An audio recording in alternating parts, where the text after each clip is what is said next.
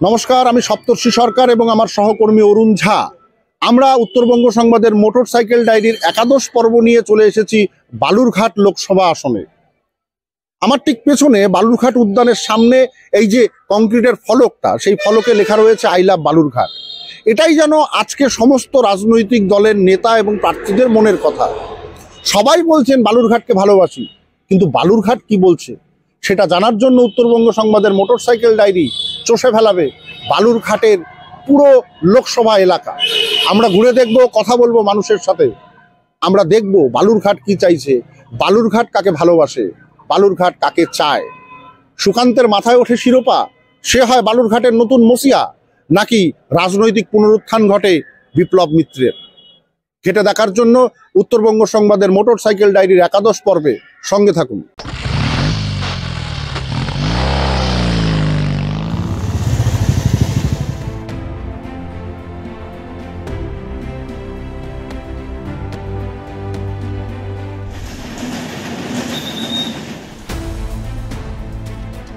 উত্তর দিনাজপুরে প্রিয়রঞ্জন দাসমুন্সী, মালদায় আবু বরকত আতাউর গনি খান চৌধুরী।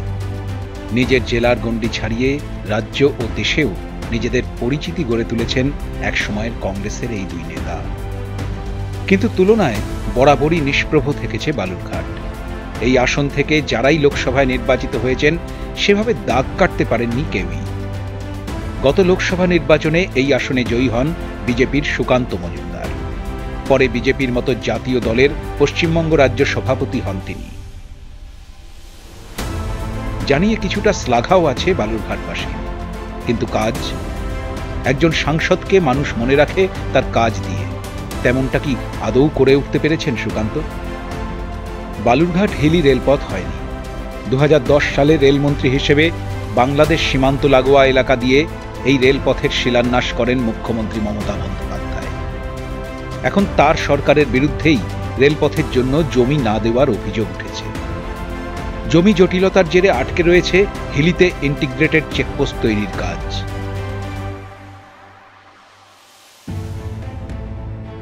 গত 1.5 বছর ধরে তলানিতে এক্সপোর্ট ইম্পোর্ট, ফলে কর্মহীনতার করুণ ছবি বালুরঘাট লাগোয়া হিলি শহরের সর্বত্র।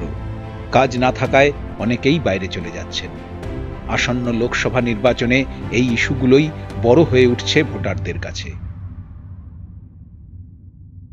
হিলির যেসব উন্নয়ন নাই সেসব উন্নয়ন হলে ভালো হয়। কি উন্নয়ন দরকার? কর্মজীবনটা, যেমন এখানকার অর্ধেক লোকই বেকার, অর্ধেক লোকই বাইরে চলে গেছে কাজের জায়গাতে।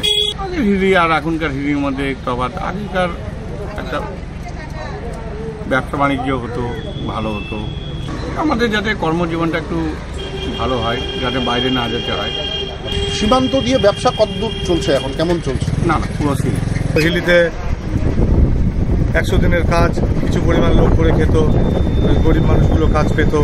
তারা 100 দিনের কাজ করে বাদবাকি কিছু সাইড ইনকাম করে সংসার চালাতো, সেটাও বন্ধ হয়ে গেছে। দীর্ঘদিন ধরে 100 দিনের কাজ নেই। বহু বছর থেকে শুনি যে আন্তর্জাতিক পোর্ট তৈরি হবে, ইন্টিগ্রেটেড চেকপোস্ট হবে, অনেক কিছুই শোনা যায়, কিন্তু হয়তো কিছু না। প্রত্যেকবার ভোটের আগেই আবার নতুন করে খোঁচা দেয়। মন্ত্রীরা আসে, এটা সেটা শিলান্যাস করে, উদ্বোধন করে, একই জিনিস বারবার শিলান্যাস করে, কিন্তু হয় না কিছুই। হিলির লোক কিছুই পাচ্ছে না। হিলিতে যদি রেলটা হয়ে যেত, 20 বছর হয়ে গেল হবে হবে করে, কিন্তু এখনও জমি জট কাটেনি, এখনও সবাই টাকা পায়নি। কবে হবে, কি হবে, সেটা এখন ঈশ্বরই জানে, আমরা জানি না। সীমান্ত জায়গায় একটা হাট হবে, যেখানে দুই দেশের লোক আসবে, হাটে ব্যবসা হবে, লোক কিছু রুজি রোজগার পাবে। এইসব বিষয়ে ভাবে না সরকার, ভাবে না সাংসদ, ভাবে না হিলির লোকের জন্য কেউ ভাবে না। আমাদের এখানে যদি কাজকর্ম যদি একটু ফ্যাক্টরি থাকতো, তাহলে বাইরে আর কেউ যেত না। এই টোটো নিয়ে ঘুরে যাচ্ছি, খামার লোক টোক নাই এখানে, সবাই বাইরে চলে গেছে। কেন বাইরে কেন গেল? কাজ নাই স্যার, কী করে? আগে একটু ছিল, কাজটা একটু ছিল, এখন তো সব বন্ধ হয়ে গেছে। এক্সপোর্ট বন্ধ হয়ে গেল, লরি টরি সব বিক্রি হয়ে গেল, সব লোক কাজ চাষ করতাম, মালটা নামাতাম। শিল্প চাচ্ছি আমরা, শিল্প হলে ভালো হতো। বালুরঘাট লোকসভায় বিজেপির সুকান্ত মজুমদারের বিরুদ্ধে এবার লড়ছেন তৃণমূলের বিপ্লব মিত্র। নির্বাচনের আগেই বালুরঘাট হিলি রেলপথ বাস্তবায়নে উঠে পড়ে লেগেছেন সুকান্ত। তারই উদ্যোগে বালুরঘাট থেকে শিয়ালদা পর্যন্ত নতুন ট্রেন হয়েছে। ফলে কিছুটা হলেও নিজের পায়ের নিচের জমি শক্ত করতে পেরেছেন বিজেপি সভাপতি। কিন্তু তাতে কি নির্বাচনী বৈতরণী পার হওয়া যাবে? আদৌ কি গণি প্রিয়দের মতো জেলা রাজ্যের গণ্ডি ছাড়িয়ে মিথ হয়ে উঠতে পারবেন সুকান্ত? উত্তর দেবে সময়।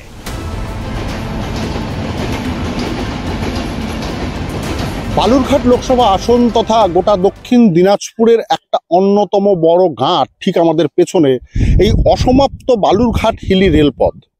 আপনারা দেখতে পাচ্ছেন একেবারে পেছনে যেমন রেলপথের অসমাপ্ত কাজ আটকে রয়েছে, ঠিক আমার পেছনেই দেখতে পাচ্ছেন বাংলাদেশ ভারত সীমান্ত, আন্তর্জাতিক সীমান্ত ঘেঁষা এই হিলিতে এই রেলপথের সূচনাটা কিন্তু করেছিলেন 2010 সালে তৎকালীন রেলমন্ত্রী মমতা বন্দ্যোপাধ্যায়। ঠিক যার সরকারের বিরুদ্ধেই আজকে অভিযোগ রেলপথের জমি না দেয়া। একইভাবে হিলিতে যে ইন্টিগ্রেটেড চেকপোস্ট তার জমি নিয়েও কিন্তু রাজ্য এবং কেন্দ্রের এক বড় লড়াই। এই লড়াইয়ের আজকের হাতিয়ার বা আজকের এই লড়াইয়ের মঞ্চে সবচেয়ে এগিয়ে স্থানীয় সাংসদ, রাজ্য বিজেপির সভাপতি সুকান্ত মজুমদার। সাধারণ সুকান্ত, শিক্ষক সুকান্ত থেকে সাংসদ সুকান্ত, রাজ্য সভাপতি সুকান্ত এবং আগামী দিনে বালুরঘাটের মসিহা লিজেন্ড বা বালুরঘাটের মিথ সুকান্ত হতে পারবে কিনা তার একটা বড় কারণ কিন্তু হতে পারে এই হিলি সমস্যার সমাধান, হিলিকে কেন্দ্র করে নতুন আন্তর্জাতিক বাণিজ্য এবং আন্তর্জাতিক চলাচলের নতুন দুয়ার খুলে দেওয়ার পেছনে। বালুরঘাট লোকসভা এলাকার হিলি থেকে অরুণ ঝা এবং আমি সপ্তর্ষি সরকার, উত্তরবঙ্গ সংবাদের মোটরসাইকেল ডায়েরি।